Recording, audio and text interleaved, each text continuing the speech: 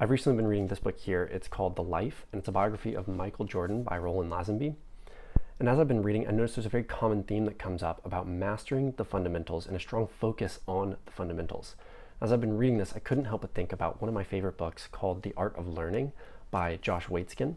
Josh Waitzkin is a chess master, and he wrote the book basically teaching how he got to that point. And he also had a very strong focus on fundamentals. So I wanted to take a look at both of these books and see how they're related whenever it comes to what Michael Jordan and Josh are talking about whenever it comes to fundamentals. So to start, I'll tell you a little bit about Josh Waitzkin. So Josh was a child prodigy chess player who was a very early master. He then switched to Tai Chi, but I'm specifically going to be talking about his ideas about chess. Josh says that very strong chess players will rarely speak of the fundamentals, but these are the beacons and the building blocks of their mastery. And I think that's the same with basketball too. So whenever I think about Michael Jordan and other basketball players, after they win a championship game, they're not going to go afterwards and be like, oh yeah, we won that game because my pivoting was really good. And maybe they'll talk a little bit about their passing, but they're not really talking about the fundamentals.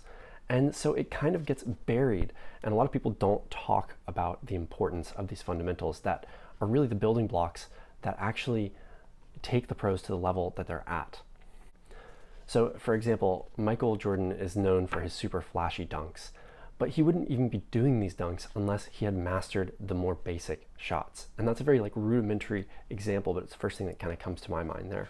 And so Josh also says, eventually the foundation is so deeply internalized that it is no longer considered, but is lived. This process continuously cycles along as deeper layers of the art are soaked in. So that goes back to what I was saying, that lots of times masters aren't even thinking about the fundamentals. It's just a piece of them at that point. And that brings me to something that I find really interesting. And whenever you talk to a master of their craft, they have a hard time explaining to beginners exactly what they're doing, but it seems so simple to them. And it's because everything is built on layers. So you start with the fundamentals, and that allows you to go to the next step up. And then you master the fundamentals of that, and that allows you to go to the next step. And everything is built on these layers. So unless you understand the very fundamentals, you're not even going to be able to get to that next stage. Okay, so bringing this back to Michael Jordan, how do you work on the fundamentals? Well, you do that in practice. And practice was one of Michael Jordan's favorite times. So bringing it back to this biography here, this is Jordan speaking. I have always liked practice, he said, and I hate to miss it. It's like taking a math class. When you miss that one day, you feel like you missed a lot. You take extra work to make up for that one day. I've always been a practice player. I believe in it. And skipping a little bit ahead here, practice, and this is Roland speaking now, the author, practice was where he had played some of his best basketball. The things he did there were the prelude to his performances in games. He had always approached it with tremendous anticipation and enthusiasm. It had never been something to just get through or sit out. So this is very intentional practice. And at these practices, he's focusing on the fundamentals. So that way, whenever it is game time, he's able to step up to the plate. Back to Josh, he had that same mindset, but instead with chess. Josh says that I have grown to love the study and training above all else.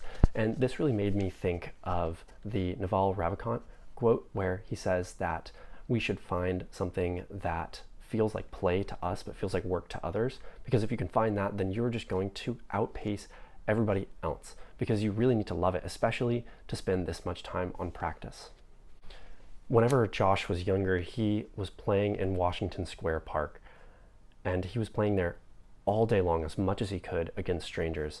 But then he would get home, and once he'd get home, he'd be studying the chess positions, and he would ask his dad if he could play with him. And he was doing anything he could to play and think about chess. It was always going through his mind. So it's that love of the game that allows you to even practice as hard as you can to master those fundamentals in the first place. So it's basically like the prerequisite to everything else. And it's just this through line through everything that I've read about all of these masters and about everybody who's really achieved something in the world, that they have a love of their craft.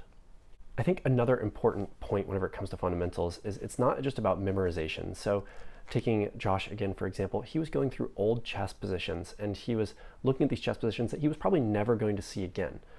And so you might think, okay, why was he doing that? Like, he's never going to see these things again. How does that help him? Well, what he was doing is he was breaking down the principles of these chess positions, and then that in turn kind of helped build up his intuition. So once he understood the principles around the games and why some moves work, why some moves didn't, maybe he's looking at the games of other masters and seeing why are they doing what they're doing, then he can understand those principles, and that further develops his sense of the fundamentals. Michael Jordan also had this intuitive feel for the game, and this allowed the Chicago Bulls, which is a team he was on, to win a lot of games, but they never were able to win the championship until they started running something called the triangle offense. The triangle offense was created by someone named Tex Winter. Tex Winter had not only provided them, the Bulls, with the all-important structure of the triangle offense, he had done unprecedented things, Pippen explained. This is Scottie Pippen, Michael Jordan's other really famous teammate. He is so attentive to the fundamentals and the details of the game, and he never wavers from that. Most NBA coaches, frankly, they get away from the fundamentals and the footwork and the chest passes and the shooting. They don't want to take time with it. Tex is the opposite of that. He always said that basketball is a game of habits. So even whenever it came to the system and getting the team to work together, it's the fundamentals that push them to the next level. So that's enough about Michael Jordan and Josh Waitzkin. I want to talk a little bit about what I'm taking from that and what I'm going to do whenever it comes to the fundamentals.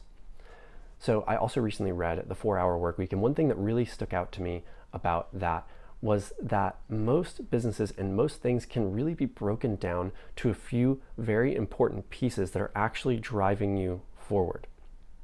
So whenever it comes to my trading, that's a strong focus on discipline and being able to sit and wait, patience. Also being able to draw the correct trend lines and taking just the most simple setups.